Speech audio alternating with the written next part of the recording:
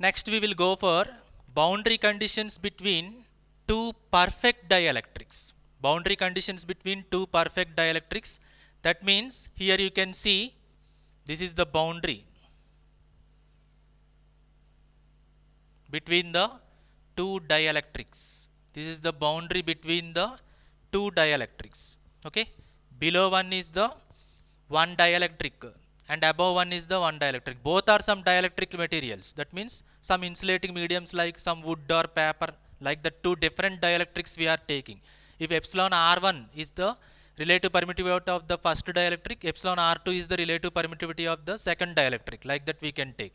So the above one, the region 1 is one dielectric, region 2 is another dielectric. Epsilon 1 is the permittivity of the first dielectric or first medium, epsilon 2 is the permittivity of the second dielectric. So here also same assumptions. To find E component, electric field intensity E component, we are taking a rectangular closed path A, B, C, D. To find the D component, flux density, we are considering a Gaussian path. Okay, so again same, but here you are not having conductor and free space or conductor and dielectric. Both are dielectrics only. In both the cases you will have tan components as well as normal components. Suppose if you take the total E bar is the phasor sum of tangential component of the first dielectric and normal component of the first dielectric. This is the total E bar of the first medium. Similarly, E bar of the second medium is tangential component of the second medium plus phasor sum normal component of the second medium. Similarly, if you take flux density D1 of the first medium is D1n plus D1t. Similarly, if you take the flux density of the second medium, that is D2n plus D2t. So in every medium you will be having separate tan components as well as separate normal components in every medium.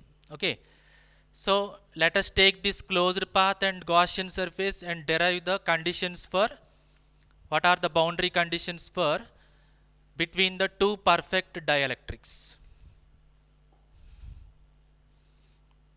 So take this closed path.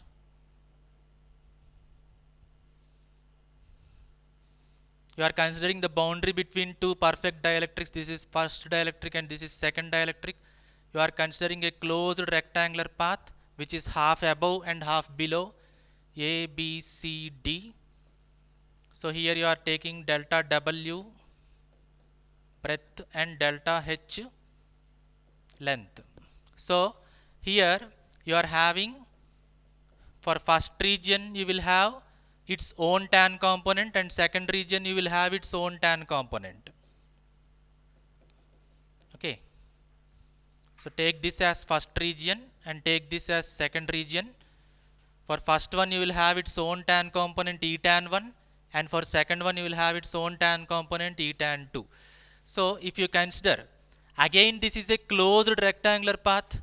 For a closed path, what is integral E bar dot dl bar? For a closed path, that is equal to 0.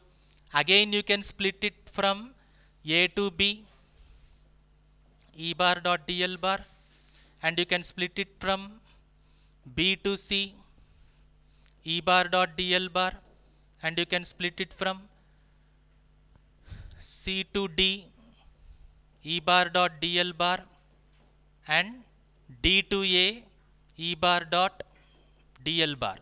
So the sum of all these should be equal to 0, because for a closed path the closed integral of E bar dot dl bar is equal to 0. Now if you consider A to B and C to D, A to B and C to D, if you consider, those paths are in completely first dielectric AB and in second dielectric. In your first dielectric you are having the path AB and in your second dielectric you are having the path CD. But AB is in this direction and CD will be in this direction, opposite. So only these two will exist. What about the B to C and D to A?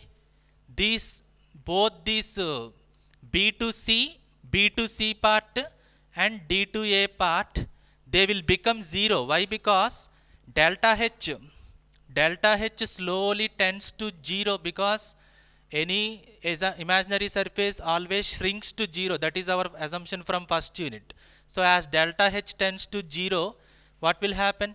Your both integral B to C and D to A parts will become 0. So you need to find only integral A to B E bar dot dl bar, and also integral C A to B and C to D integral E bar dot dl bar. If you find these values and if you add them, then it is enough. Now what is E bar component? What is E bar component in A to B direction? We know that if your E is like this, it can be splitted as E tan in this direction and En in this direction. Now which one is matching with your A to B? E tan is matching. That too, for first medium you will be having E tan 1, and for second medium you will be having E tan 2. A to B is present in which medium? First medium.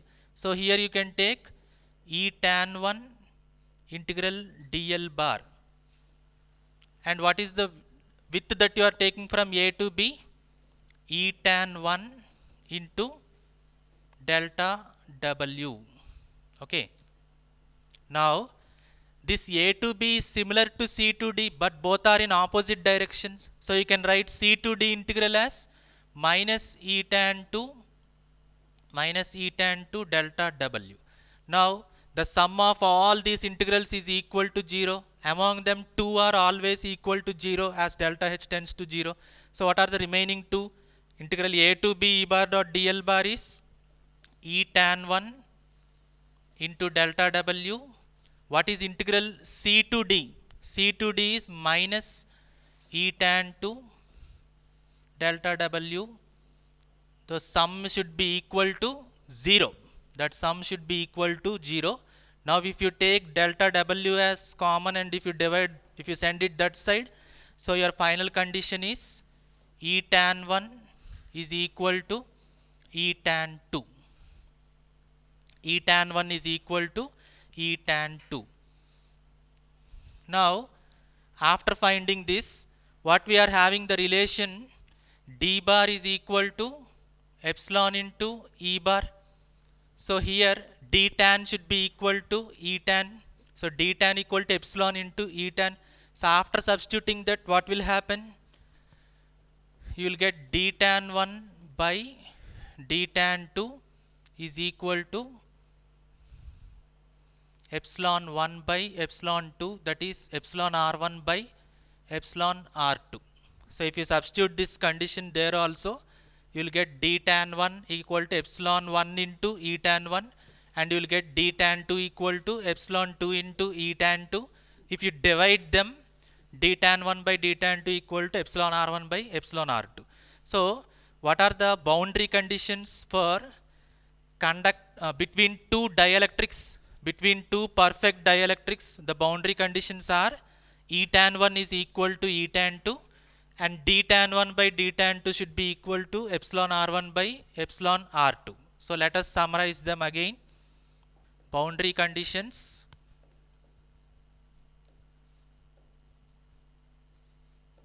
between two perfect dielectrics. Between two perfect dielectrics is, first case we have derived. What are these? E tan 1 should be equal to E tan 2, and D tan 1 by D tan 2 should be equal to epsilon 1 by epsilon 2, where that after simplifying that epsilon naught will be cancelled and epsilon r1 by epsilon r2. So these are the boundary conditions from tangential component side. Similarly, you are having that Gaussian surface also. You should find D So you should get the normal components also. So take, for that you are considering this the boundary between two dielectrics, first dielectric and second dielectric. You are considering a Gaussian surface. You are considering a Gaussian surface whose surface area from top and bottom is delta S, delta S, okay, and its height is delta H, okay. So to find the d bar component, so on this boundary between two dielectrics, your d bar is like this, your d tan is like this, and dn will be like this, okay. Now from Gauss law we already know that, in closed surface integral of d bar dot ds bar is equal to q. This is from Gauss law, q equal to closed integral of d bar dot ds bar, okay. Now this closed surface integral can be splitted into top integral, top d bar dot ds bar, bottom d bar dot ds bar, and lateral surface. For the cylinder you are having complete surface, lateral surface integral of d bar dot ds bar, that should be equal to q. Now as delta H tends to 0, any Gaussian surface will slowly shrink to 0. So as delta H tends to 0, what will happen? Your surface area 2 pi r delta H will become 0. So this part will become equal to 0, okay. Now we should find only top and bottom integrals. From top side, which component is matching? dn. dn from, as top surface is in the first medium, dn1 is the first component on this side, from the first half side. So dn1 into integral top of ds bar means what you will get? dn1 into top side, what is the differential surface area? Delta s, delta s. Similarly from bottom side means plus, bottom side you are having dn2, that means this bottom side is in the second dielectric medium, that's why we are taking dn2 integral bottom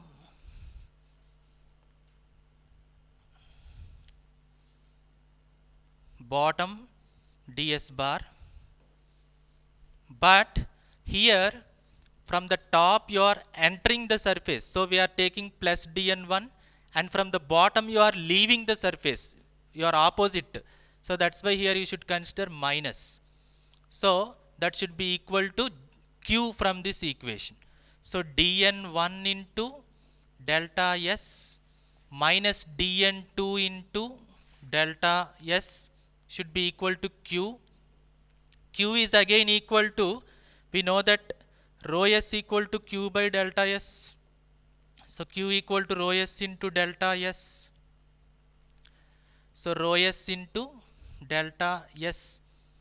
So from this, if you take delta s as common, then you can write dn1 minus dn2 is equal to rho s. This is the first boundary condition in normal component side.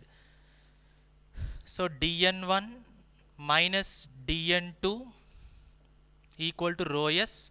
If this is an ideal perfect dielectric means, for ideal case what we should take? Rho s is equal to 0. That means dn1 should be equal to dn2. dn1 should be equal to dn2, and if you substitute this, we know that already d bar equal to epsilon into E bar. So from that, En1 by En2 should be equal to epsilon 2 by epsilon 1. If you substitute those relations, epsilon R2 by epsilon R1. So finally, what are the boundary conditions between two perfect dielectrics? That means ideal cases. If you are looking from tangential components, E tan 1 should be equal to E tan 2.